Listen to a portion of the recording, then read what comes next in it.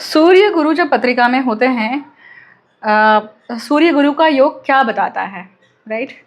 ये युति बहुत अच्छी युति मानी गई है और इस युति का जो इम्पैक्ट है ये भाव अनुसार बदल जाता है। ये भाव अनुसार हमें अलग अलग पद्धति से इसकी छटाएं दिखती हैं। सूर्य गुरु जब एकत्र होते हैं, इसका अर्थ होता है, सबसे मेन जो एक स्ट्रॉन्ग पॉइंट इसका होता है वो ये है कि ये एक स्ट्रॉन्ग विद्या का योग है।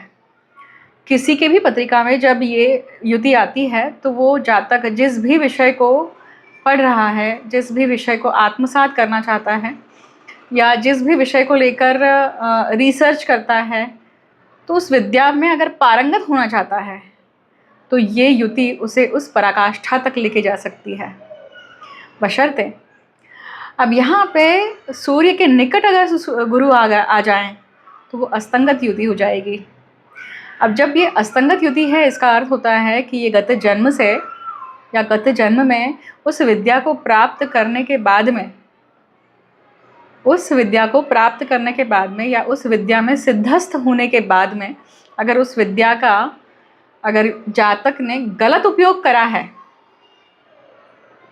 सही प्रकार से उपयोग नहीं किया है, तब इस युति का इम्पैक्ट क्या आता है, गुरु वक्री आएंगे या फिर गुरु अस्तंगत स्थिति में आएंगे। जब व्यक्ति को नॉलेज मिलता है, knowledge is power, knowledge is weapon, तो जब अगर व्यक्ति को नॉलेज मिला है, विद्या प्राप्त हुई है, तो वो विद्या स्वहित के लिए यूज़ कर रहा है व्यक्ति या जनहित के लिए यूज़ कर रहा है।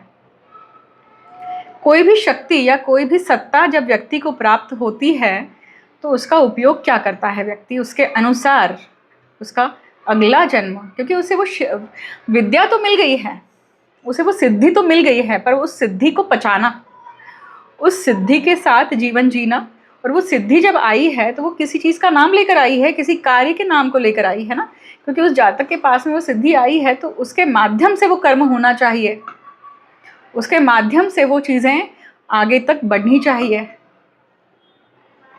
तो ये उसका उपयोग होता है।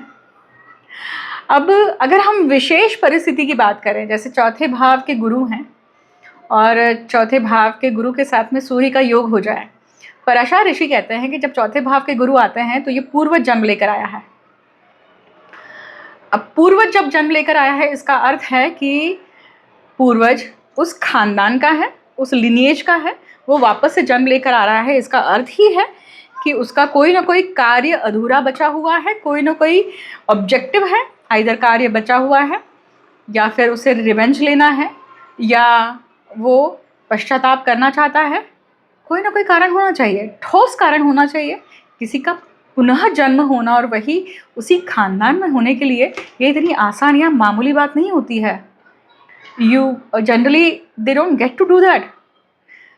जैसे हम जब पंचक नक्षत्रों की बात करते हैं कि भाई पंचक नक्षत्र में अगर कोई व्यक्ति मरता है, मृत्यु को प्राप्त होता है, तो ऐसा कहा जाता है कि उसके बाद में और 2 मृत्यु होंगी। बहुत जल्दी के स्पान में, मतलब 3 महीने के स्पान में, 6 महीने के स्पान में बहुत बार ऐसा होता है ना कि घर में एक के पीछे मृत्यु होती है। तो जब किसी की मृत्यु हो रही है तो उसके पहले 2 पिंड ऑलरेडी होते हैं, राइट। आप इसका शास्त्रोक्त पद्धति से, किसी जो श्राद्ध कराने वाले पंडित होते हैं ना, अगर आप उनसे कभी चर्चा करेंगे या उनसे कभी मिलेंगे तो आपको वो और अच्छे से समझा पाएंगे, क्योंकि उनका कर्म है वो रोज का। तो जो 2 पिंड होते हैं और जो तीसरा जिसकी मृत्यु हुई है उसका पिंड आएगा, तो वो जो पहला है वो निकलता है, मतलब वो फ्री होता है, राइट। मतलब जो पूर्वज है वो फ्री होता है। और जब आप श्राद्ध कर्म करते हैं उससे क्या होता है कि वो फ्री हुआ है पहले वाला। अब जब फ्री होगा तो वापस एक स्पेस यहाँ पे बनेगी। स्पेस कभी भी खाली नहीं रहती है। ये जो स्पेस है ना, ये स्पेस कभी खाली नहीं रहती है। तो किसी न किसी का समय आता है तभी वो चीज़ होती है। That's how beautifully it is, you know, weaved. शास्त्र इतना सुंदर है, या शास्त्रोक्त चीज़ें या जो सूत्र हैं या जो ज्ञान है हमारे सनातन धर्म का, ज्योतिष विद्या का, वेदांग का, ज्योतिष का, वो इतना इतना सुंदरता से गुथा हुआ है ना, परंतु उसे समझने के लिए आपको न्यूट्रल भाव डेवलप करना पड़ेगा। तो हम थे सूर्य गुरु की युति पे, पूर्वज यहाँ पे जन्म लेकर आया है चौथे भाव के लिए मैंने कहा। अब यहाँ पे सूर्य गुरु साथ में, इसका अर्थ है कि उस पूर्वज के पास में कोई ना कोई सिद्धि थी, उसके पास में कोई ना कोई पावर थी जिसका उसने दुरुपयोग किया है, और उस दुरुपयोग के कारण उसे ठीक करने के लिए वापस वो उसी जन्म में या उसी खानदान में पैदा होता है, और वो इतनी डिफॉर्मिटीज़ के साथ में आता है, मतलब उसके आसपास इतनी सारी चीज़ें गलत सलत होती हैं। अब ये कर्म किस चीज़ को लेकर हो सकता है? ये कर्म हो सकता है लक्ष्मी से संबंधित, मतलब 8 प्रकार की लक्ष्मी हुई, तो वो संतान लक्ष्मी हो सकती है, विजय लक्ष्मी हो सकती है, वास्तु लक्ष्मी हो सकती है। अब वही अगर मान लीजिए सेक्सुअल कर्म हुआ, मतलब वासना से पीड़ित होकर व्यक्ति ने कुछ कर्म किया है, और उसके बाद में वो कर्म एक पैटर्न बन जाता है खानदान में, और उसके कारण खानदान का पतन होने लगता है, गोत्र भ्रष्ट हो जाता है। बहुत सारे कर्म बंधन है अलग अलग। मैंने आपको झलक बताई है कि अगर चौथे भाव का गुरु है और सूर्य है तो किस प्रकार से ये युति किस प्रकार से अच्छा काम भी करती है, और किस प्रकार से दुष्काम करने के बाद भी इसका परिणाम किस प्रकार से आता है। ठीक है, तो यह हमने एक इसकी नेगेटिव, मतलब इसका प्रारब्ध का कर्म, या हमने ये अलग अलग जन्म में जब इस व्यक्ति जन्म लेकर आता है तो किस प्रकार से उसका कर्म बंधन आता है, ये हमने थोड़ा समझा है यहाँ पे। अगर ये युति यही अच्छी है तो क्या होगा? व्यक्ति मठाधीश हो सकता है, व्यक्ति उच्च पद पर हो सकता है धार्मिक संस्था में, जहाँ वो बहुत लोगों को मार्ग दिखा रहा है, गूढ़ विद्या में पारंगत हो सकता है, ज्योतिष विद्या में पारंगत हो सकता है। उसकी वाणी वैसी हो सकती है कि जब उसकी वाणी को सुनने के लिए उसकी वाणी में कहीं ना कहीं सत्यता का अनुभव होता है, उस दिव्यता का अनुभव होता है, और वो दिव्यता व्यक्ति को टच करती है, क्योंकि हर व्यक्ति में कहीं ना कहीं दिव्यता है। बहुत बार वो दिव्यता है, जो दिव्यता होती है वो मलिन हो जाती है हमारे कर्मों के कारण। तो जब हम ऐसी बातें या ऐसी चीज़ें सुनते हैं, समझते हैं, तो अगेन इट गेट्स एक्टिवेटेड। इस युति का इतना बड़ा महात्म्य है, ये युति जो है इतना अच्छा प्रोग्रेस भी दे सकती है, बशर्ते ये युति अगर क्लोज निट है, मतलब एक ही डिग्री पे अगर दोनों ग्रह बैठ जाते हैं तो ये डिफ़िकल्ट है। क्यों? क्योंकि वो वहाँ पे गुरु असंगत है, पर वो एक घर में है और उनमें एक डिग्री वाइज अच्छा खासा डिस्टेंस है, तब ये युति सही पद्धति से काम करती है, और दोनों युवा अवस्था में होनी चाहिए। अब यही युति अगर कर्क राशि में हो जाए तो यहाँ पे गुरु बलवान हो जाते हैं, फिर अगेन इसका प्रारब्ध कर्म बदल जाएगा, क्योंकि गुरु उच्च की राशि में है, परंतु एग्जॉल्टेशन जो डिग्री है, 5 डिग्री का एग्जॉल्टेशन है, वो क्रॉस कर दिया है या 5 डिग्री पे पहुंच रहे हैं, उसके अनुसार है। वही अगर मकर राशि का गुरु है और सूर्य है तो विपरीत परिस्थिति हो जाएगी। मैंने अभी एक वीडियो डाला था मकर राशि के गुरु के लिए, आप उसे ज़रूर देखिएगा। एजुकेशन से संबंधित उस व्यक्ति का कोई ना कोई कर्म बंधन होता ही होता है। हम यहाँ पे युति की बात कर रहे हैं, गुरु और सूर्य। अब यहाँ पे ऐसे समय पे वो वही कर्म रिपीट करता है जिस कर्म को लेकर वो अटका है, गत जन्म में उसने गलती करी थी, वही सेम चीज़ वो इस जन्म में भी करता है। उस चीज़ को करने के लिए, वहाँ तक सक्षमता तक पहुँचने के लिए ये योग कार्यरत होता है। वो योग इसलिए कार्यरत होता है कि जब आप सक्षम हो जाएंगे, उस लेवल तक पहुँच जाएंगे। एक व्यक्ति मिनिस्टर बनने तक का उसका सफ़र, और मिनिस्टर पर उसके हाथ में आने के बाद में, वो सत्ता आने के बाद में फिर वो क्या करता है, तो दिए हुए जो आश्वासन हैं, प्रॉमिसेस हैं, कमिटमेंट्स हैं, क्या वो पूर्ण करता है या सत्ता आने के बाद में घूम जाता है? वही अगर यहाँ पे सूर्य उच्च के हैं, मतलब मेष राशि के सूर्य हैं, अब गुरु यहाँ पे, अब मेष राशि के सूर्य है, अगेन यहाँ पे नक्षत्रों का जो परिणाम है अलग होगा। अश्विनी, भरणी नक्षत्र है तो यहाँ पे यम कर्म आ गया फिर से। अश्विनी है तो अपने खानदान में कुछ नया शुरू करता है।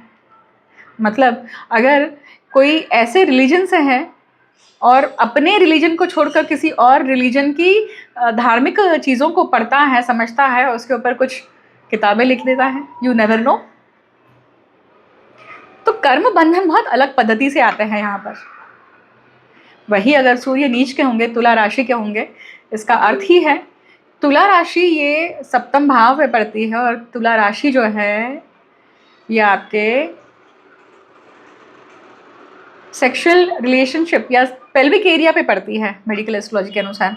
मतलब आपने अपनी काम भावना को लेकर या आपने अपने काम वासना को लेकर अपने खानदान को, अपने कुटुंब को खड्डे में डाला है, क्योंकि यहाँ पे नीच के सूर्य हो गए। सूर्य खानदान को दिखाते हैं, कुटुंब को दिखाते हैं, और तुला राशि आपके काम त्रिकोण में, दूसरे काम त्रिकोण में पड़ती है, और ये पार्टनर को दिखाती है, आपके व्यावसायिक पार्टनर को भी और स्पाउस को भी दर्शाती है। तो इस तरह से इसका कर्म आएगा। ये परम्यूटेशन जो है ना, इसको परम्यूटेशन को समझने के लिए पूर्ण पत्रिका देखना बहुत आवश्यक होता है, और पूर्ण पत्रिका देखे बिना आप समझ नहीं सकते हैं कि ये युति किस प्रकार से काम कर रही है, क्योंकि there is interaction between other planets. You need to understand what other planets are saying. सिर्फ एक युति से ही नहीं कहा जा सकता, इसलिए मैंने सबसे पहले आपको युति समझाई है, उसके बाद में मैंने ये समझाया है कि ये इसका इंटरेक्शन कैसे आएगा। अब ये युति किसी चंडाल योग के साथ में अगर कार्यरत हो जाए, इनका इंटरेक्शन हो जाए, तो कर्म बंधन पूरा बदल जाएगा, व्यक्ति का कर्म बिल्कुल अलग हो जाएगा। वही अगर पितृदोष के साथ हो जाए तो व्यक्ति का कर्म अलग हो जाएगा। काल सर्प दोष हो तो उसके जीवन में इम्बैलेंस है। पितृदोष है, इसका अर्थ है कि कहीं ना कहीं एक जगह पूरा वॉइड है। अब ये सब सुनने के बाद में अगर आप डिसाइड करते हैं पत्रिका दिखाने के लिए, तो केवल दिखाने के लिए मत आइएगा, केवल सत्य जानने के लिए मत आइएगा। उस सत्य के ऊपर अगर आप काम कर सकते हैं, अगर उसको उभारने के लिए आप कर सकते हैं, कोई काम कर सकते हैं, कोई रेमेडी कर सकते हैं, या कोई दोष है, शाप है, उसके निवारण के लिए अगर आप काम कर सकते हैं, तो ही पत्रिका दिखाएं, अन्यथा मत दिखाइए। अन्यथा ये वीडियो भी बंद कर दीजिए, मत देखिएगा इस वीडियो को, क्योंकि सिर्फ जानने से कुछ नहीं होने वाला है। सिर्फ जान लेना, ये सत्य को जान लेने के बाद में फिर माफ़ी नहीं होती है। तो इग्नोरेंस इज ब्लेस। ठीक है, यहीं पे मैं विराम देती हूँ। अगले वीडियो में आपसे पुनः मुलाकात करूँगी और नया विषय लेकर बात करूँगी। अभी जस्ट एक कंसल्टेशन ख़त्म करने पर उस पत्रिका में ये युति थी, और मुझे लगा कि आप सभी के साथ में ज्योतिष विद्या का ये पक्ष रखना चाहिए, इसलिए मैंने ये वीडियो आप सभी के साथ में शेयर किया है। आई होप आप सभी इस वीडियो से लाभान्वित होंगे और ज्योति की तरफ अग्रसर होंगे। हर हर महादेव, जय माता कामाख्या।